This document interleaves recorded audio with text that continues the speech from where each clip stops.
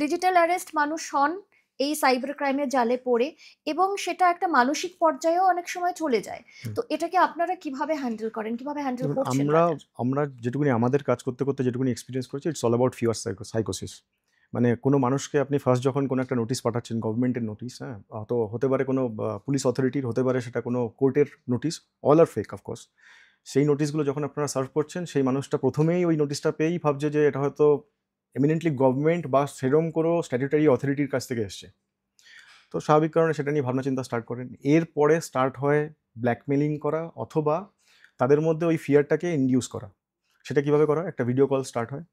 Video কলের মাধ্যমে তাকে ফার্স্টেই বলা হয় যে আপনি যে নোটিশটা পেয়েছেন, তার সেই নোটিশটার কারণটা হচ্ছে আপনি কোনো একটা পোর্টের থ্রুতে কিছু কনসাইনমেন্টস অন্য একটা জায়গা থেকে পাঠাচ্ছিলেন। সেই কনসাইনমেন্টের মধ্যে কি, কি পাওয়া গেছে? বেশ কিছু MDMA ড্রাগ পাওয়া গেছে। সেই মানে কনসাইনমেন্টে হয়তো বেশ কিছু ফেক পাসপোর্ট পাওয়া গেছে, সিম কার্ড পাওয়া গেছে।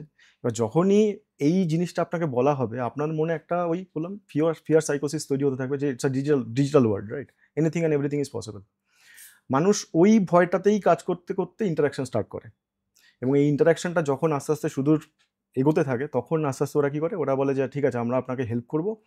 আপনার অ্যাকাউন্টে যে টাকা আছে, আপনি ট্রেজারির একটা অ্যাকাউন্ট দিচ্ছি আমি ডিটেইলস, সেই অ্যাকাউন্টে ট্রান্সফার করুন to keep it in under safe hands." আমরা সিভিলিয়ানরা ভাবে যে সত্যিই হয়তো এরকম কোনো অ্যাকাউন্টস আছে।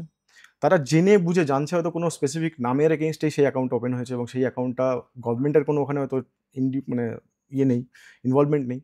তা সত্ত্বেও সেই অ্যাকাউন্টে ট্রান্সফার করে, এবং সেটা জেনে বুঝে RTGS করা হচ্ছে, বেশ কিছু ক্ষেত্রে IMPS ট্রান্সেকশন করা হচ্ছে, নট অনলি অনলাইন ট্রান্সেকশনস।